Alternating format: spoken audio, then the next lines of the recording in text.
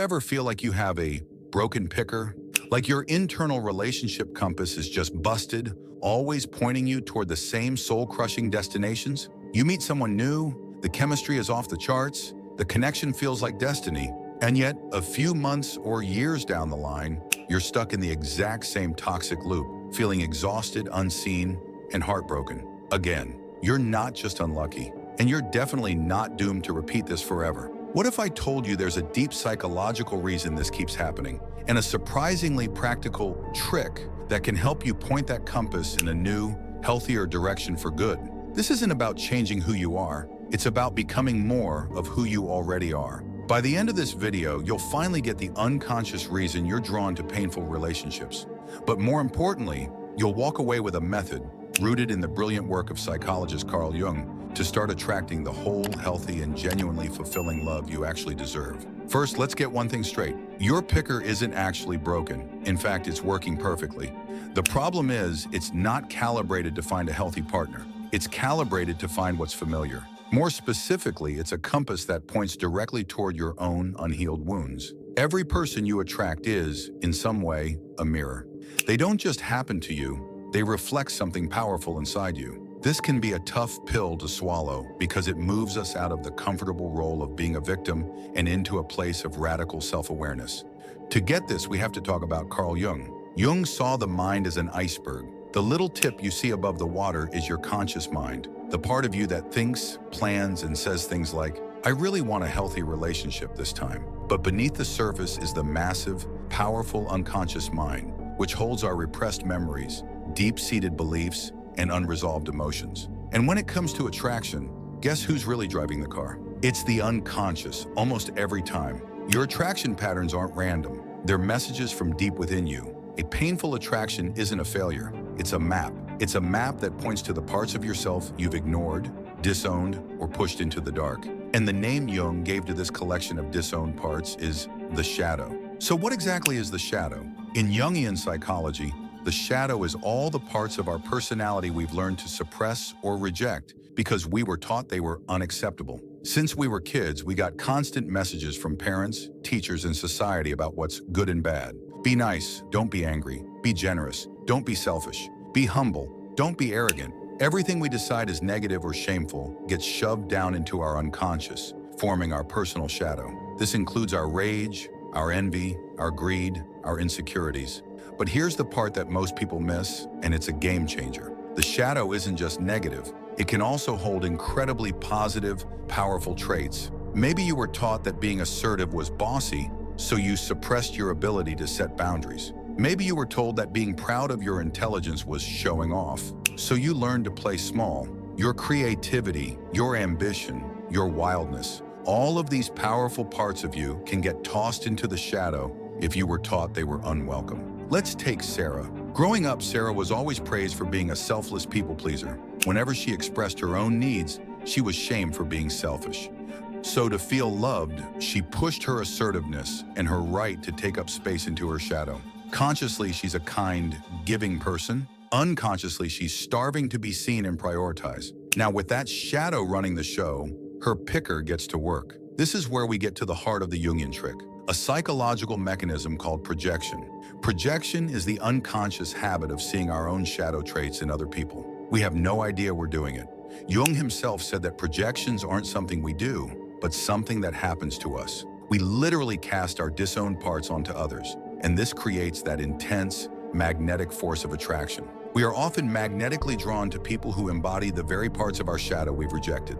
Let's go back to Sarah. Her conscious mind wants a nice, respectful partner, but her unconscious, driven by her shadow, is desperately trying to find its missing pieces. So, who does she find herself irresistibly attracted to? Someone who is incredibly self-centered, has no problem taking up all the space in the room, and puts their own needs first. This person is living out the selfishness and assertiveness Sarah was forced to disown. The attraction feels like destiny because her psyche is trying to become whole by merging with its lost half. Her internal compass isn't broken, it's perfectly leading her to her missing pieces. This is also why we sometimes repeat childhood dynamics. If you grew up with chaos, a calm, stable relationship can feel weirdly boring. Your psyche is drawn back to the chaos because, as painful as it was, that emotional landscape feels like home. The flip side of this is also true. Pay attention to people who trigger a huge, almost irrational, negative reaction in you. Jung said that everything that irritates us about others can lead to an understanding of ourselves.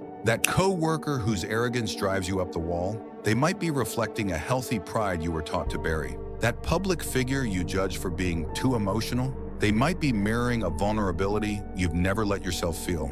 Your triggers are signposts pointing directly at your own shadow. Okay, if a light bulb is starting to flicker on and you're recognizing some of your own patterns here, do me a favor and hit that like button. It's a small thing, but it tells me this is resonating, and it helps this video find other people who feel just as stuck in this cycle.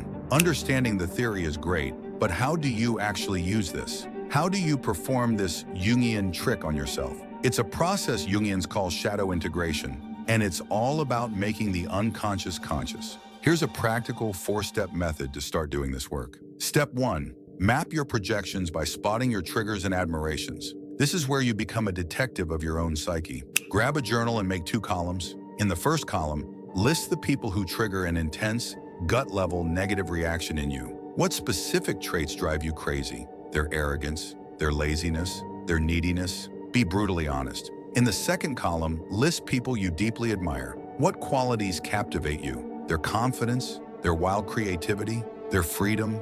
These 2 lists are a direct map of your shadow. The traits you can't stand and the traits you idolize are both disowned parts of you. Step 2. Reclaim and integrate your shadow. This step takes courage, so be kind to yourself. Look at your list of negative traits. Ask yourself, where does this trait exist in me, even if it's just 1% of the time? Admitting you have the capacity for selfishness or anger doesn't make you a bad person, it makes you a whole person. Now look at your list of positive traits. Ask, how could I embody just a tiny piece of this in my life? If you admire someone's confidence, maybe you can start by stating your opinion in a low-stakes conversation.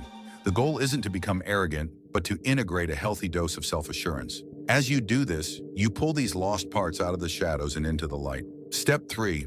Build psychic integrity with internal boundaries. As you start integrating your shadow, something incredible happens. You become more whole. You're no longer unconsciously searching for other people to complete you.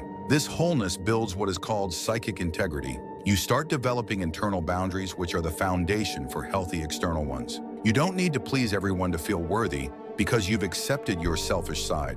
You don't need someone to rescue you because you found your own strength. People with toxic intentions, who are masters at sensing emotional cracks, begin to lose their grip on you. It's as if you become a terrible energetic match for their chaos, not because you're hiding, but because you are no longer emitting the unconscious signal of a person with missing pieces. Step 4. Date consciously, not compulsively. This is where it all comes together. With this new self-awareness, you can finally date from a place of wholeness instead of need.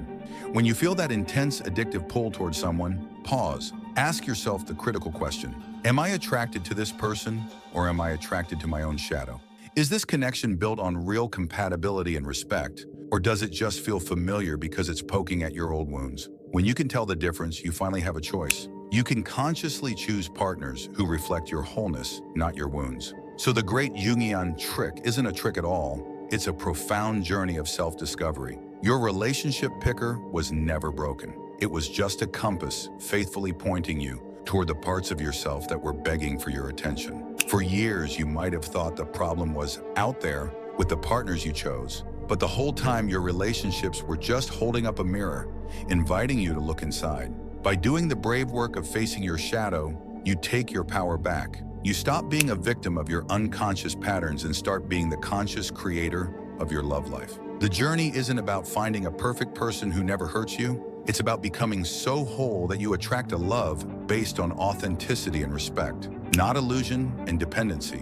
When you heal yourself, the right kind of love doesn't need to be hunted down. It has a funny way of finding you. If you're ready to keep turning your wounds into wisdom, make sure you subscribe and turn on notifications so you don't miss what's next. Now I want to hear from you. In the spirit of brave self-reflection, share one trait in the comments below, positive or negative, that you recognized as part of your own shadow while watching this. Naming it is an incredibly powerful first step, and I promise you'll see you're not alone.